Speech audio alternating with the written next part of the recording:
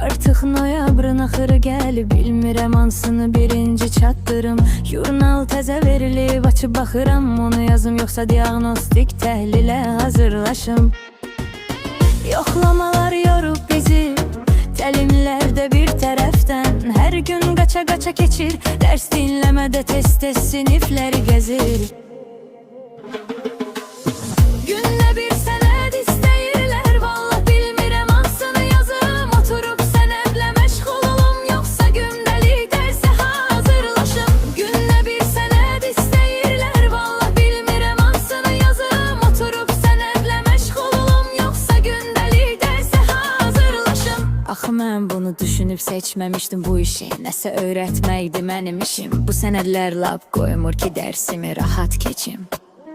Ay məlləlim, nə günə qalmısan, biraz da məktəbdə yatmalı olacaqsan.